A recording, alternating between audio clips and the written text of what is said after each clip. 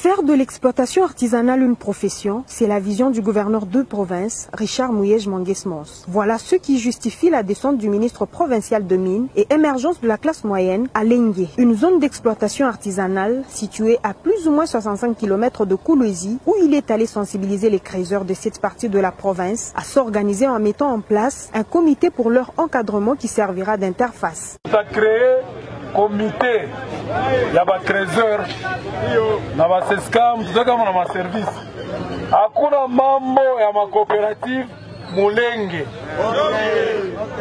Rassurés et convaincus par le message du patron de mines dans la province, les créateurs ont encouragé une telle initiative qui permettra réellement la création de la classe moyenne, tant voulue par Richard Mouyej-Manguesmons, gouverneur de province.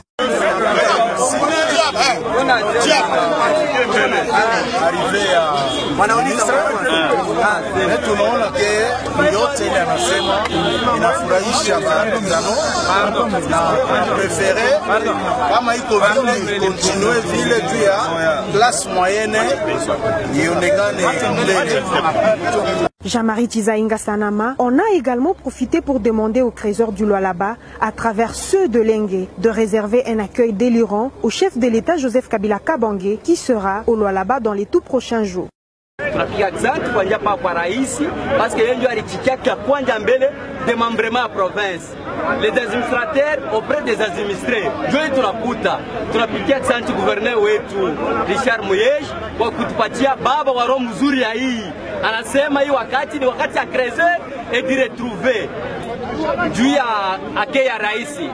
Je pense que mimi nenda au-delà. Au lieu de 100%, tafika hata 200%. Là tutamu soutenir à 1000% et à 100%. Enfin, le patron de mine donne ici l'éclaircissement par rapport à la gestion de créateurs. Il n'y a pas de secret, je l'ai toujours dit, je suis le premier créateur. Puisqu'avant d'être ministre, j'ai effectué aussi ce travail. J'ai été négociant, j'ai été dans toutes les carrières que vous voyez ici. Donc je sais ce que je sais ce que veulent les créateurs, je sais ce que veulent les négociants et je sais comment répondre à leurs attentes. C'est dans une ambiance conviviale que Jean-Marie Tizaïnga a regagné Kolwezi.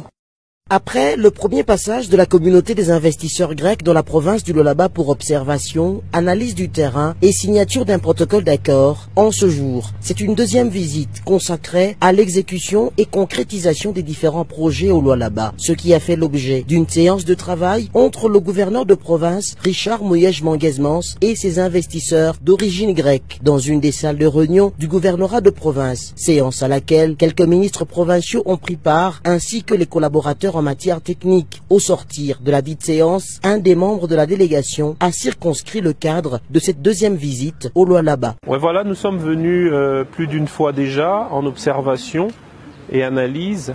Et cette visite, celle-ci est une visite de concrétisation et d'exécution.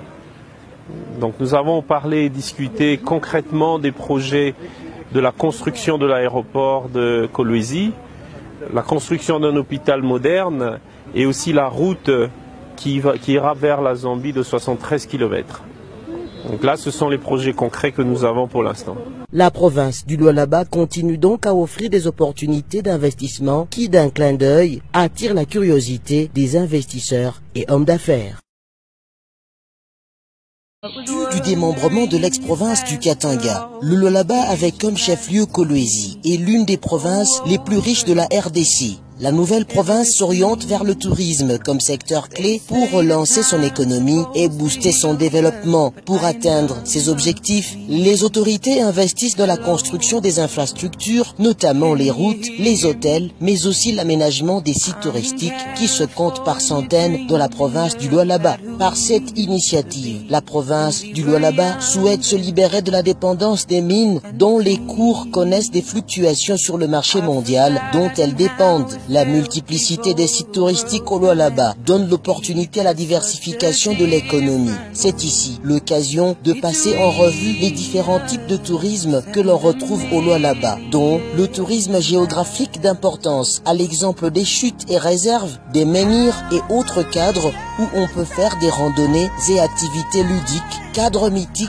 des parcs, pour ne citer que cela. Le tourisme historique d'importance à l'exemple des lieux où se déroulent de grandes cérémonies traditionnelles qui ont marqué l'histoire des Lualabais. Et pour enfin chuter Abousté, le tourisme minier d'importance où l'on découvre les vieilles et actuelles mines de Kolwezi et d'ailleurs. Toujours au chef-lieu du Lualaba, l'avènement des hôtels étoilés répondant aux standards modernes a boosté le secteur touristique. La première phase des travaux de la construction de 100 km de routes dites d'intérêt touristique concernait notamment le tronçon Kolwezi-Wansela et Kolwezi-Moussokantanda, travaux lancés depuis le 17 mai 2016 à Kolwezi. Pour démontrer son adhésion au volet touristique, la province du Lualaba a célébré avec faste la journée mondiale du tourisme sous le thème « Promouvoir l'accessibilité universelle en faveur d'un tourisme pour tous ». Richard Mouyej Manguesmans, gouverneur du Lualaba, et tout son gouvernement souhaitent que la province du Lualaba se délie progressivement de l'emprise des mines pour faire d'elle un grenier agricole, mais aussi de la rendre disponible aux passionnés du tourisme en RDC et à toutes les entreprises des services qui vont avec.